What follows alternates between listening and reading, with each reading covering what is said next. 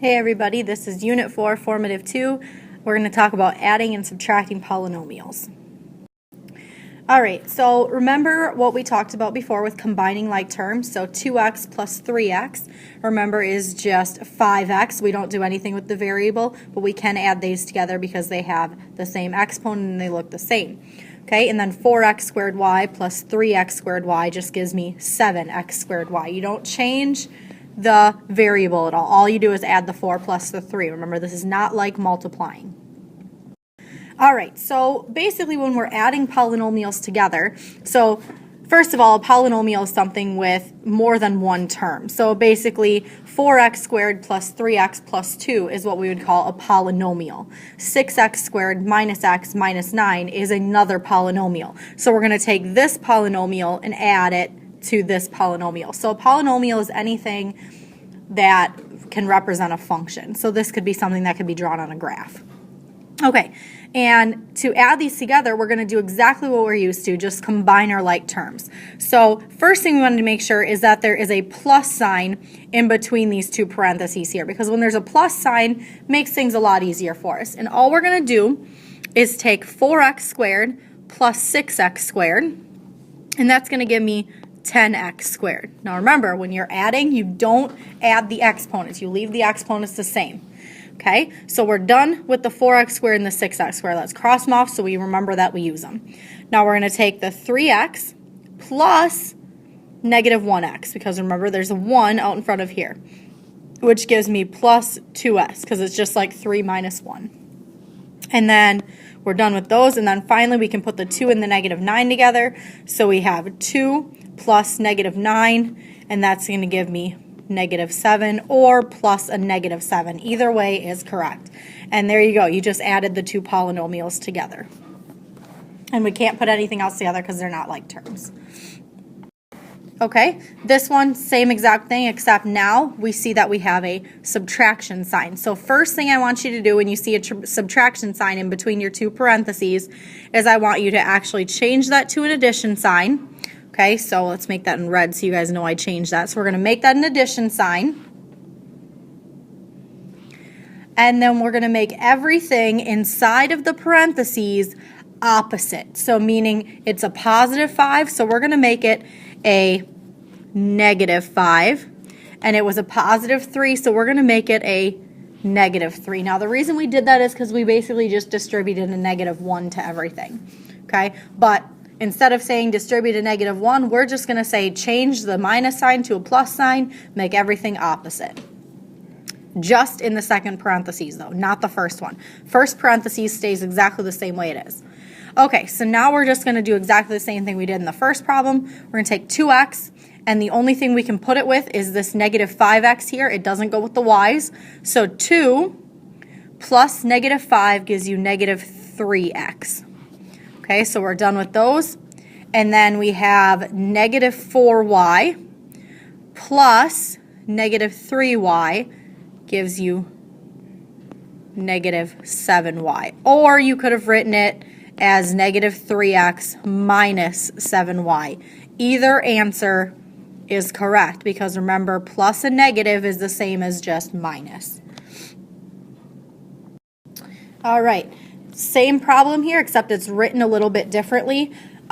You will see it written both ways on your test. The first one was just written as an addition problem side by side. This one is an addition problem stacked on top of each other. No different than something like written like 4 plus 3 equals 7, or you could write it as 4 plus 3 equals 7. It's no different than that. So this way was the first problems that we saw. This is going to be the second way. Okay, so same thing. You're still going to combine your like terms. We can think of this one as in parentheses as well if you really need to. And so now we're just going to combine things together. 5x cubed y cubed goes with 8x cubed y cubed to give you 13x cubed y cubed. Remember, don't change the variables at all. Okay, so get rid of these guys to know that we use them. Negative 4xy plus 9xy gives you a positive 5xy. And then negative 9 plus negative 7 gives you negative 16. Remember, you could write that as 13x cubed y cubed plus 5xy plus a negative 16 if you wanted to. So either way is correct, okay? So here would be your answer, or this one. Either way you want to write it. All right, and then our last subtraction problem here. Notice how, again, there's a subtraction sign here. So first thing we want to do, change that to a plus sign, okay? And we're going to make everything in the parentheses opposite. So that means the 4 is going to become an opposite, the 3 is going to be negative, and the 4 will also be negative. Now, if anything was negative there, we would make it a positive as the opposite, okay? First parentheses does not change at all, but we can put this in parentheses here to straighten ourselves out. Okay, so first thing we're going to do, we're going to add this guy plus this guy, and that's going to give you negative 2x to the 5th y. So those are done. Negative xy plus negative 3xy gives you plus negative 4xy, or remember it could just be minus 4xy. Either way works. And then 9 plus negative 4 gives you a positive 5. And you are done. All right, naming a polynomial. Okay, so when we name our polynomial, there's 3 different specific names that we can have if it's not just a polynomial. Okay, we name it by the number of terms that it has. Okay, so a monomial is going to have one term, meaning there's one thing. There's no addition or subtraction signs. A binomial means there's 2 terms, meaning there's going to be one addition or subtraction sign. And a trinomial means there's 3 terms. Anything larger than 3 terms we just say is a polynomial. Okay, so an example. So the first one here, 2x squared plus 3x plus 1. Each part of this is a term. So there's 2 addition signs, or there's 3 different things being separated by addition or subtraction signs. So this would be a trinomial. Okay, the second one here, there's 2 different terms. There's 2 things being separated by an addition or a subtraction sign. So this would be what's called a binomial. Okay, so the only reason you really need to know that is because I will be using those terms quite often. So you need to get familiar as to what I mean when I say trinomial or binomial or monomial.